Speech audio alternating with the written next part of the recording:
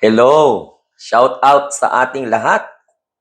Kamusta ang ating mga kababayan from Luzon, Visayas, and Mindanao? And syempre sa anumang sulok ng mundo. Ito po muli ang inyong lingkod, si Sir Glenn, ang munting tinig ng ordinaryong Pilipino. Ayan, pag-usapan po natin ang mga kumakalaban sa gobyerno, sa polisiya ng ating presidente, na kung saan ay masasabi natin may mga political interest. Unang-una po dyan si Aimee, na kung saan ay hindi talaga ako makamove on, no? Sabi ko nga sa inyo, bahala na, no? Atakihin siya ng mga Duterte, aatakihin din natin siya, no? Sapagkat unang-una, ang kanyang ginawa ay walang kakwenta-kwenta. Kung baga, gusto niya magalit ang taong bayan sa gobyerno, husgahan ang kanyang kapatid, dahil lamang po sa kanyang pagtatantrum at pagbibigay suporta sa mga Duterte na walang ibang ginawa kundi yung nilagay sa kahihiyan ang bayan. Itong kontrobersya na kinakaharap ng mga Duterte ngayon, nung mag-ama, si Sara at saka si Digong, nakakahiya to sa kasaysayan ng Pilipinas. Kasi first time, dalawa talaga silang mag-ama, may interest sa pamumuno ng ating mahal na presidente. At minamanipula pa ang mga taong bayan na maniwala sa kanila. Nabalitaan po natin na itong si Sara Duterte ay babalik na daw po sa Pilipinas matapos ang halos sa isang buwan na pamamalagi doon sa Dahey, na kung saan ay ang kanyang reason ay ayusin muna yung legal team ng kanyang ama doon kasi nga nakaschedule sa September 23 yung confirmation of charges. At napag-alaman po natin despite sa galit-galitan ni Digong na abno, galit siya sa puti, pero ang magtatanggol sa kanya, puti, dahil wala si Sara Duterte tiwala kay Harry Roque. Kasi kung may tiwala si Sara Duterte kay Harry Roque, bilang kinilalang ICC accredited lawyer, di isa po dapat si Harry Roque sa magiging miyembro ng kanyang legal team. Kahit na alam naman ng buong mundo, alam naman ng bayan, na sinisiksik po ni Roque ang sarili niya doon kahit na kulang na lang sipain siya ni Sara doon. Kulang na lang yaw-yawan siya ni Sara doon. Kasi nga, wala epal Yun pala, hindi naman pala nare-recognize yung expertise niya. Ito po, si Aimee Marcos. At sabi ng iba, Aimee Duterte, Aimee Lacson.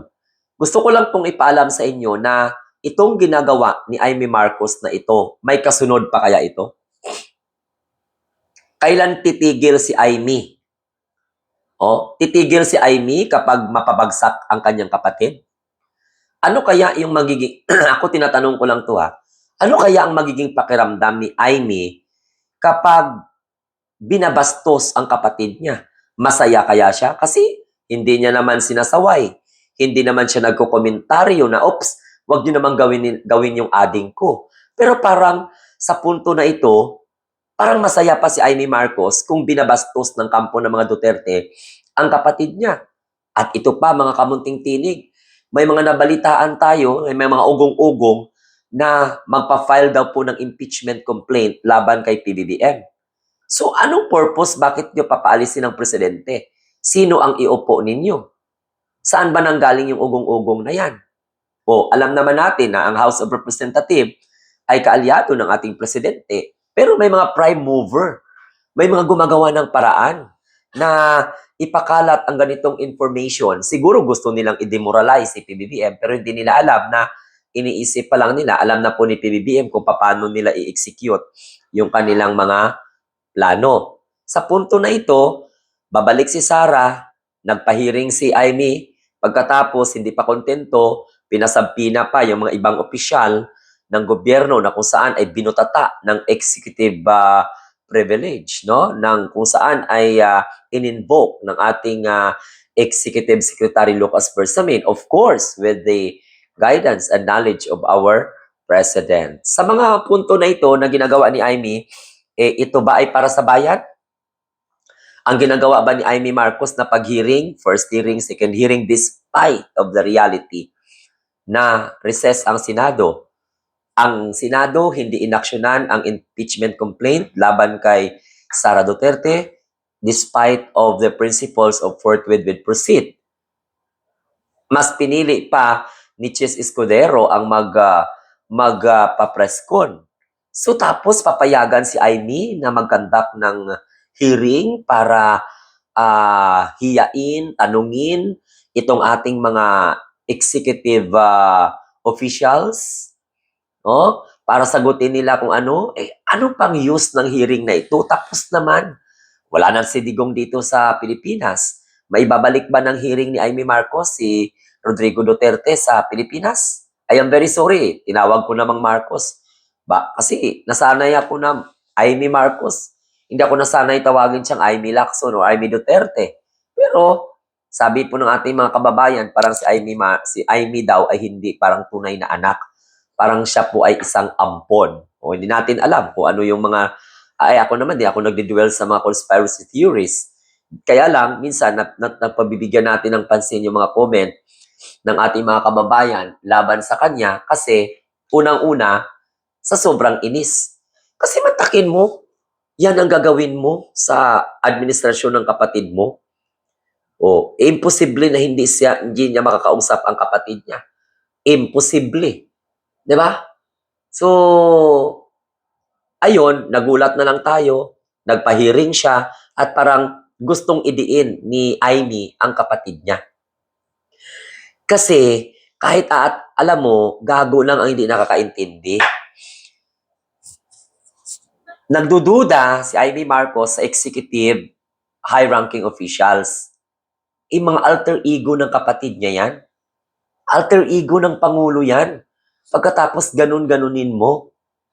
Oh, yun ang adding mong presidente. Oh, pagkatapos ikaw, ate ka. Alam mo na gani na binabasto, sinisira na yung kapatid mo na hindi naman nagsasagot ng kahit na ano yan. Hindi naman nagmura yan sa mga kumakalaban sa kanya. Hindi naman nag-counter-attack yan laban sa mga umatake sa kanya. Ikaw ang buhay na saksi na kapatid. Tapos ngayon, mas ipaparamdam mo pa na proteksyonan mo pa yung ibang tao, yung tinuturing mong kaalyado, pero binabastos ka, ginagaga ka, ginagago ka. O, yun yung mga hindi maintindihan at maunawaan ng mga tao. Samantalang ikaw, Amy, sinusuka ka na ng mga Duterte. Ang mga supporter ni Rodrigo Duterte, anti-Marcos yan. Hindi anti-PBBM, kundi anti-Marcos. So ano pa ang purpose? Ha? Na dumikit ka dyan. Wala kang makukuhang boto yan sa kanila. Galit na galit yan. Sa kapatid mo, galit na galit yan sa iyo. Oh, tapos sabihin mo, you are doing that for the sake of the Filipino people? No. Kaya alam mo, sa totoo lang, masaya ang karamihan dahil nahuhulog ka sa survey. At hindi lamang bastang pagkahulog, lagapak talaga. Oo, lagapak talaga. Makamunting tinig. Imagine may 14, may number 18 pa. Ayon po sa mga nagko-comment sa atin. So malaki talagang epekto yung ginawa ni Amy Marcos. O, magmamanifest pa yan sa susunod na survey. Nauna lang yung survey kasi sa pag-conduct niya ng hearing. How much, ano pa kaya kung yung hearing na yun after the, what you call the survey, sa next survey na naman, makikita talaga yun, lagapak talaga siya. No? Kaya alam mo, sa totoo lang, makamunting tinig, huwag na nating pagkatiwalaan si Amy. Huwag na natin bigyan ng sakit ng ulo ang gobyerno ng kanyang kapatid. Wala tayong maaasahang mabuti. Baka nga darating ang panahon siya yung hahawak ng microphone at magsisigaw ng PBBM resign or BBM resign. Oh. Kasi ang role ni Sara Duterte, mga kamunting tinig, ang gagawin na lang ni Sara talaga nito para makapag-survive siya, umalis siya sa pagka-vice president. Kaya lang, kahit na umalis man siya sa pagka-vice president niya, or mag-resign man siya, tuloy pa rin yung impeachment. Pag magkaroon ng conviction, hindi talaga siya perpetual disqualification to hold public office. Hindi niya siya makakabalik sa gobyerno. Tapos, sagutin niya pa yung lahat ng mga liability sa kanya. Dobling dagok ngayon ang pinagdadaanan ng mga Duterte dahil yon ay premyo sa pagiging gahaman nila sa pwesto. Yung tao na kung saan ay nag-offer sa kanila ng good friendship, no? Tinuring ng ating mga Pangulong bahagi ng kanyang buhay, maayos ang trato, pero anong nangyari dahil lang sa ambisyon sa politika, nasira yung binuong unit team. Dahil sa personal interest na gusto nang nila makapanalo ng kandidato para maabswelto ang tatay niya, maabswelto sila sa katarantaduhan nila. Kaya kamunting tinig, abangan natin kasi ano ang mangyayari kapag bumalik si Sara Duterte dito sa Pilipinas at ano ang magiging role ni Amy sa oposisyon. Alam mo, Amy, naga-feeling hero ka lang. Oo, kasi baka sabihin mo, mahal ka ng tao. Hindi. Kung ganun ang magiging ano mo sa punto na ito, mas nakikita mo ngayon na mayroon pong loyalista si PBBM, mayroon pong nagmamahal talaga sa kapatid mo. Yung pagiging pangulo ng kapatid mo, dahil po yun sa pagmamahal ng mga loyalistang nagmamahal sa pamilya mo. Hindi po yun sa mga Duterte'ng sila sabi mo may utang ka na loob. Kung tutuusin ang mga yawa nga na, mga demonyo na yan ang may utang na loob sa'yo. Pero bakit ka magpapaander? Bakit ka magpakamatay dyan sa kay Rodrigo Duterte? Hearing dito, hearing doon, magpasabpina. Hindi mo na maibalik yung tatay mo. Ang pagkabalik ni Tatay Digong ninyo sa Pilipinas, nakadepende po sa galing ng kanilang mga abogado. Kung hindi nyo makumbinsi ang judge, wala kayong magagawa. At ito pa, si Rodrigo Duterte, ano pa lang yan? Baga babasahan pa lang siya, ikukumpirmahin pa lang yung crime against humanity, what are the other charges sa kanya. So anong ginaproblema ninyo? Ha? Anong problema sa inyo, Ivy? Alangan hindi ipadala po yan ng gobyerno sa atin, mayroon pong tinatawag na notice of diffusion or ngayon, anong problema? Diffusion man yan or red notice, ang importante, nadala si Digong doon. Dahil yan po ay sa pakipagtulungan ng Interpol, ng Philippine government agencies, at of course, sa visa ng warrant of arrest. So itong si Sara, itong si Duterte, ano to? Full-blown na ba talaga ito? Hindi ko na kailangan pang i-discuss ang executive privilege because I have a separate video about it. So ang tinatanong ko lang, so ano na ang kasunod? Ito pa, abangan natin kung ano yung magiging personal talaga lalo na reaction. Kasi si Sara Duterte naman, alam niya naman niya na disbanded na yung kanyang Vice Presidential Security and Protection Group. Disbanded na, deactivated na. Abangan natin yan. So baka mag-react pa si Amy dyan. Kasi itong BSPG o yung Vice Presidential Security and Protection Group, binuo po yun panahon ng kanyang tatay na si Rodrigo Roa Duterte. Ang Department of National Defense Secretary during the time is si Delphine Lorenzana. Plus, itong kanyang AFP Chief of Staff na si Andres Sereno. Yon ang pumayag na ihiwalay yung magpoprotekta kay Sara sa Presidential Security Group na ngayon ay Presidential Security Command. Abangan natin kung ano po yung gagawin ni Amy Duterte, Marcos, or Lacson dyan. Basta isa lang ang malinaw na ako po ay sa kapatid. PBBM. Hindi po sa kay Amy Marcos. Kasi ang nakikita ko, tinraidor ni Amy Marcos kapatid niya. Kung hindi ka traidoran yon, ano yun? Harap-harapan na panggagago? Harap-harapan na pagpapakita ng insecurity? Harap-harapan ng pagpapakita ng pagka-inggit? Ano man? So wala na akong maibigay pa na mga correct terminology about it.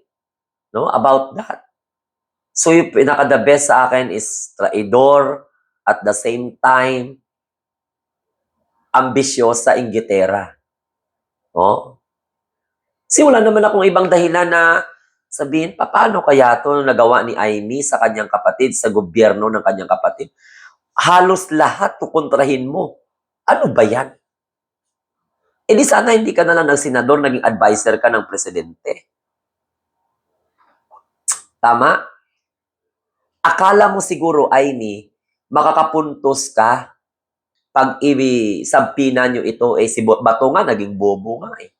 Di nga naintindihan yung executive privilege. Basta, isip ni Bato, senador lang siya.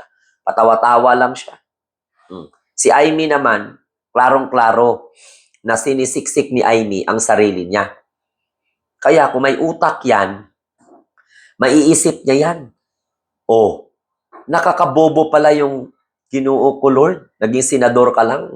Nagiging walang kwenta na yung kapatid mo at saka yung mga desisyon ng kapatid mo. Yan na hindi namin papayagan. Matatalo at matatalo ka. Hindi ka mananalo. Kasi loyalista galit sa'yo. Galit din sa'yo ang mga DDS. Kung ano mangyari sa political career mo, sayang na. Ako kasi, hindi ako kasi mapilit, no? I am very, very, very sorry. Why? Nag-base kasi ako sa cry ng majority. At nakikita ko what will be what is the basis of that hearing. So, aabangan na ba natin na si Aimee Marcos ay tatayo sa entablado, manawagan ng pagbaba ng kanyang kapatid? O magiging instrumento ba si Aimee Marcos para may maghain ng impeachment laban sa kanyang kapatid? Posible yun. Kapag inggitera ka, lahat gagawin mo.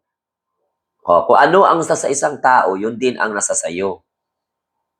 Hindi mo maipilit, Aimee, na mahalin ka ng tao lalo kumpara kay PBBM dahil, kaya nga naging Pangulo si PBBM, overwhelm ang boto, dahil yun ang mga naniniwala at mga patuloy pa na magmaniniwala sa susunod.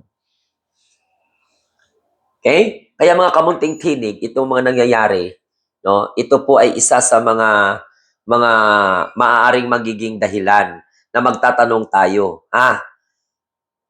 Sagutin ninyo ako, mag-comment kayo dyan. Kung kaya traidorin, kaya pahiyain, at gawing mali ni Aimee ang desisyon ng gobyerno. Kung sino yung magsusuportahan niya, ganun din ang gagawin niya pagdating ng panahon. Kaya ito si Aimee, magpupulwasan itong mga naniniwala sa kanya. Oo.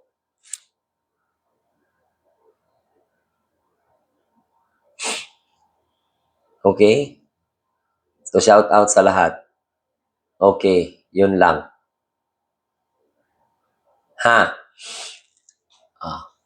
Ako po ay magpapaalam na.